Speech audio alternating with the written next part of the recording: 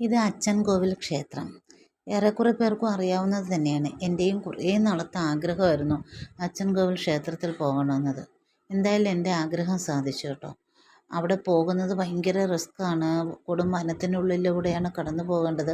കാട്ടുമൃഗങ്ങളൊക്കെ ഉണ്ടെന്നുള്ള അറിവ് ഞാൻ പലയിടത്തുനിന്നും കേട്ടു. യൂട്യൂബിൽ തന്നെ പല വീഡിയോസിൽ നിന്ന് ഞാൻ കണ്ടതൊക്കെയാണ്. ഉള്ളിൽ പേടിയുണ്ടായിരുന്നെങ്കിലും ഞങ്ങളും പോയി അവിടെ. പോയപ്പോൾ പറയത്തക്ക ബുദ്ധിമുട്ടൊന്നും വനത്തിനുള്ളിലുള്ള യാത്രയിൽ ഉണ്ടായില്ല. ശരിക്കും പറഞ്ഞാൽ ഞാൻ കാട്ടുമൃഗങ്ങളെ ഒന്നും കണ്ടില്ല. കൊടും വനത്തിലൂടെയുള്ള യാത്രയായിരുന്നു. അത് സത്യം പറഞ്ഞാൽ ഒരു ത്രില്ലിംഗ് ആയിരുന്നു. അച്ചൻകോവിലിൻ്റെ ആറിൻ്റെ കരയിലൂടെ കൊടുംവനത്തിലൂടെ വീതി കുറഞ്ഞ റോഡിലൂടെ കടന്നുപോയി തേയിലത്തോട്ടങ്ങളും മറ്റ് കൃഷിപ്പാടങ്ങളും പൈനാപ്പിൾ കൃഷി തോട്ടങ്ങളും ഒക്കെ കണ്ടുപോയപ്പോൾ വളരെ രസകരമായൊരു യാത്രയായിരുന്നു. കൂടും മഞ്ഞും ഉണ്ടായിരുന്നു. ഇതൊക്കെ നല്ല യാത്രയായിരുന്നു. പക്ഷേ ഈ ക്ഷേത്രത്തെപ്പറ്റി ഏറെ പറയുകയാണെങ്കിൽ ഞാൻ അവിടെ ചെന്നിട്ട് അവിടെയുള്ള ആൾക്കാരോടും ക്ഷേത്രം പൂജാരിയോടും ഒക്കെ കുറേയേറെ വിവരങ്ങൾ ചോദിച്ചു.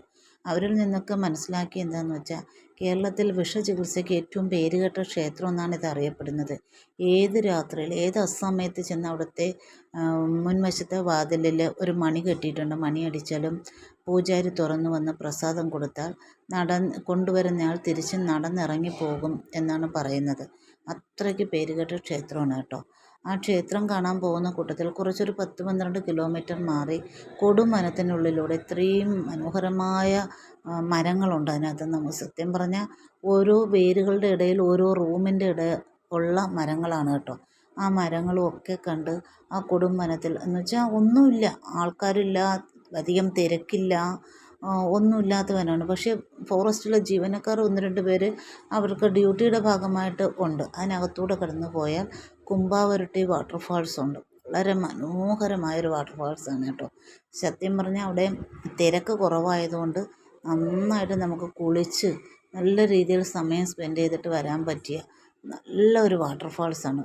പക്ഷെ കുറച്ചധികം നടക്കണം. ക്ഷേത്രം കഴിഞ്ഞിട്ട് ഒരു 12 കിലോമീറ്ററോളം വാഹനത്തിൽ പോയതിന് ശേഷം പിന്നെ വനത്തിനുള്ളിലൂടെ ഒരു 2-3 കിലോമീറ്ററെങ്കിലും നമ്മൾ നടക്കണം. നടന്ന് ചെല്ലുമ്പോൾ മാത്രമാണ് ഈ വാട്ടർഫാൾസ് ഉള്ളത്. കുറച്ചധികം ഉള്ളിൽ തന്നെയാണ്. മഴക്കാലത്ത് അധികം ആളുകളെ കയറ്റി വിടില്ല എന്നാണ് അറിയുന്നത്. നമ്മൾ പോയത് മഴ സീസൺ അല്ലായിരുന്നു.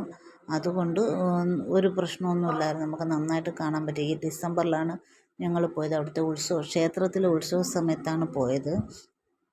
അതുകൊണ്ട് ക്ഷേത്രത്തിലും തിരക്കായിരുന്നു, റോഡിലും തിരക്കായിരുന്നു. അതുകൊണ്ടാകാം ഒരുപക്ഷെ വന്യജീവികളൊക്കെ കുറവായിരുന്നു. ഈ വാട്ടർഫാൾസ് ആണെങ്കിലും കുറച്ച് ആളുകളെ ഉണ്ടായിരുന്നുള്ളൂ. അതിമനോഹരമായൊരു വാട്ടർഫാൾസ്. അത് ഒഴുകി താഴേക്ക് വരുന്ന ഭാഗത്ത് നമുക്ക് സുഖമായിട്ട് നിന്ന് കുളിക്കാം. വാട്ടർഫാൾസിൻ്റെ അങ്ങോട്ട് കയറി പോകുമ്പോൾ ചിലപ്പോൾ നമുക്കൊരു ബുദ്ധിമുട്ട് തോന്നും. കുറച്ച് താഴ്ചയൊക്കെ ഉണ്ട്. പക്ഷെ അത് ഒഴുകി വരുന്ന ഭാഗത്ത് നമുക്ക് നല്ല തണുപ്പാണ് കേട്ടോ. ആ വെള്ളത്തിൽ നമുക്ക് എത്ര നേരം ചിലവഴിച്ചിട്ട് വരാം. അത്ര മനോഹരമായൊരു വാട്ടർഫാൾസ്. അതൊക്കെ കണ്ടിട്ട് ഇതിനെ സന്ദർശിക്കാൻ ഉദ്ദേശിക്കുന്നെങ്കിൽ പോകാൻ പറ്റിയ സമയം ഡിസംബർ മാസമാണ് കേട്ടോ. അതായത് നമ്മുടെ ഇവിടുത്തെ ക്രിസ്മസ് വെക്കേഷൻ വരുന്ന ഡിസംബർ 15-ന് ശേഷം ആ ക്ഷേത്രത്തിലെ ഉത്സവമാണ്. ഒരു 10 ദിവസം ഉത്സവമുണ്ട്. അപ്പോൾ ഭയങ്കര തിരക്കായതുകൊണ്ട് റോഡിലൊക്കെ ഇഷ്ടംപോലെ വാഹനം കാണും. അതുകൊണ്ട് തന്നെ കാട്ടുമൃഗങ്ങളൊന്നും റോഡിൽ ഉണ്ടാകില്ല എന്നാണ് അറിവ്. അല്ലാത്ത സമയങ്ങളിൽ പോകുമ്പോൾ കുറച്ച് ബുദ്ധിമുട്ടാണെന്നാണ് പറയുന്നത്.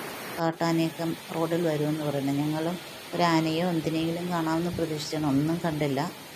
സത്യത്തിൽ നമ്മുടെ നാട്ടിലുള്ള പോലെ കുറച്ച് പന്നികളെയും കണ്ടു, കുറച്ച് മയിലിനെയും കുരങ്ങന്മാരെയും കണ്ടു. ഇത് മാത്രമേ അവിടെ വന്യമൃഗങ്ങൾ എന്ന് പറയാവുന്ന കൂട്ടത്തിൽ പെടുത്തുന്നത് കണ്ടിട്ടുള്ളൂ. അതുകൊണ്ട് ഏറ്റവും മനോഹരമായ കാഴ്ചയാണ് ഈ അച്ചൻകോവിൽ യാത്ര.